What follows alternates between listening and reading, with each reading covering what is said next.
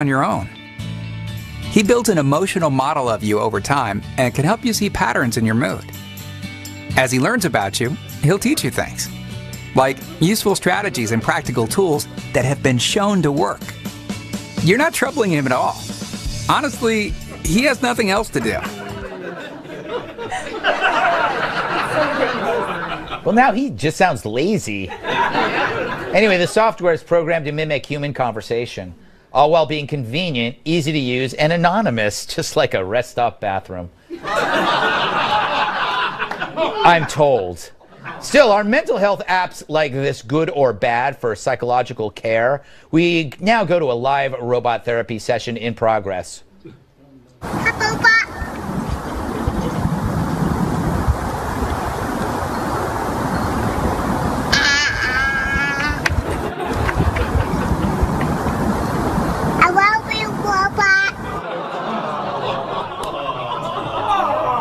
That's just sick.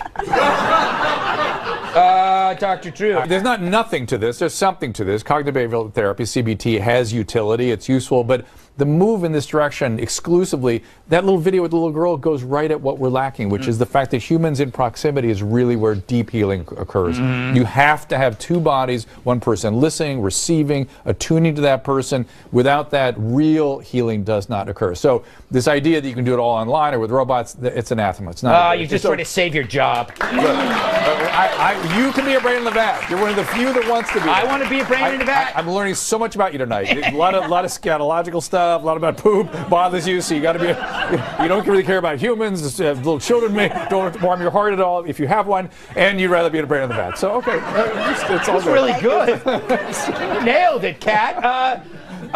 This sounds like it could be good for you. No, this is not good. And no, it would not be bad for you. No, it would. Let me tell you why. I have evidence. Let me read one of these testimonials, okay? I did some research, okay? I love Wobot so much. I hope we can be friends forever. I actually feel super good and happy. All right, so it's great that you feel actually good, but now it sounds like you have strong, deep emotional feelings for a robot. So you've just added a problem. Yes. Tyrus? I get feelings very easily. It really didn't even matter if it's an inanimate object or not. Get it out, Kat. You need a robot. I think I am. Go ahead. Hell no. No. First of all, it tracks your behaviors and your comments. Yes. Which means it probably know your computer history too, right? Yeah. Hell no. Yeah. Yeah. I'll be on there and I, you know, because whenever I've had to go to therapy, I always lie. Yeah.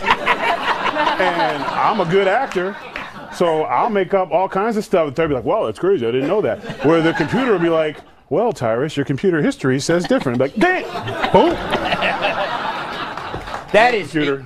Emily, could this be helpful, or is this just some kind of weird, perverted act? Or do you worry about all that out there? Exactly. Information? I think I have so many issues with this, but a lot in terms of liability and privacy issues, absolutely. And then taking it a step further, I think it's humorous that the founder of this program cited emotional connection as one of the reasons, and that people, she said, want to have engagement with someone else on a therapeutic level that doesn't judge and won't have thoughts as to it. We call that a doctor. Right. That's what therapy is for. That's what you pay for. So I just find the whole thing ridiculous. I am going to wrap this up by disagreeing with all of you. There was a great study of judges in Israel that found that they are more likely to deny parole before lunch than after lunch. That's true. So the most important decision in a man's life, getting in or getting out of jail, is decided by the timing of a beef and bean burrito. So you don't want a human being deciding. You want a friggin' robot. Number 2, self-driving cars.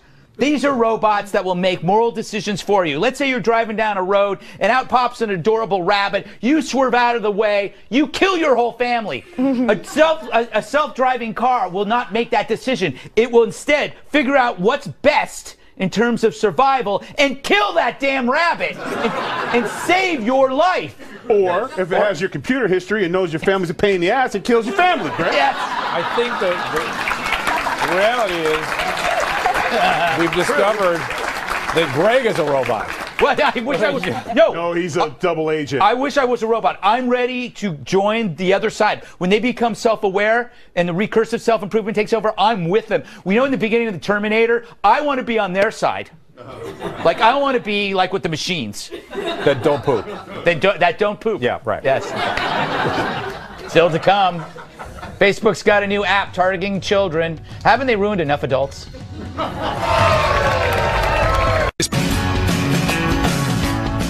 When the history of the world is written, it will include a list of the worst ideas of all time. Communism. Joni loves Chachi. And the new Facebook Messenger app for kids. Yep. Messenger Kids is targeted for 6 to 12-year-olds. Works much like the grown-up Messenger app and allows kids to connect with whomever their parents allow them to. It's like handing a kid his own career suicide before he even gets to the workforce. Think about it.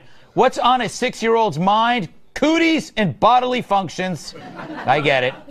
You want your kid leaving a digital trail at that age? Fine, but don't blame me when they don't get the job at the law firm because they wrote about their love of boogers.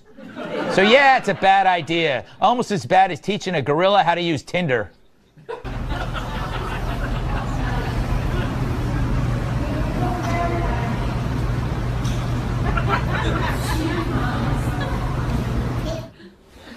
It's great they actually got married. Kat, you're on these social networks a lot, and it's ruining your life. Yes. Do you advise that you should go younger? No, this is really, really bad. 6 years old is way too young to be exposed to the pain of what it's like to have someone not message you back. This isn't a messaging app. It's a new flavor of childhood tears. These kids are going to cry and cry and cry, and it's all because of Facebook. Now I like it. I like it when kids cry, Dr. Drew. I noticed that. I like going to really sad movies and watching the kids cry and just laughing, sitting behind them like Robert De Niro in Cape Fear, laughing when the little deer gets shot. Yeah, no heart. No heart. That's all I'm saying. The diagnosis, no heart. This is bad. Just what we need. Yeah. 6-year-olds on the couch with more electronic media, engaged in social interaction that's not real, pseudo, not intimate, doesn't serve any purpose, and there'll be advertising pouring in, and God knows what else. It gives the vibe that the parents can monitor it, which I like. But more electronic media for kids, really, that's a good thing? No. Yeah, it's outside. Emily, are you with it or against it? I am against it. Okay, so first of all, I've never had Facebook in my life, and I never will. Yes, I'm dating myself right now, but that's never will. And the second thing is, federal law dictates that these social media platforms have a minimum age of 13, and yet 7.5 million viewers of Facebook are under that age. So technically, I mean, we'll look for lawsuits with this app. But I just feel like at that highly impressionable age, these kids are subjected to the advertising and, the bullying, but also sexual predation, which I have to get. I'm sorry, I'm like Debbie Downer, always talking about this stuff, but it's like, of course, and it's predicated on the parental controls being utilized. But in reality, we're not going to, we'll see a lot plus, we've gone through 30 years of great parenting. Yeah. Right? I do have Facebook, but it's an actual book of faces I take from drifters. Last word, Tyrus. Damn, Greg. The only thing worse than messengers for kids is what the hell you just said right now. Listen, my kids won't have that, and it's a Serengeti for pedophiles looking for kids. And I would just love one day if they're like, hey, Mr. Tyrus, yeah, sorry I knocked my baseball through your window. I'd probably hug the kid. Yeah. So happy. Go outside and play. Yeah. Make friends. Actually, I like it that kids aren't on the street. They're always yelling at me and taller than me. Humans have peaked and the future is bleak.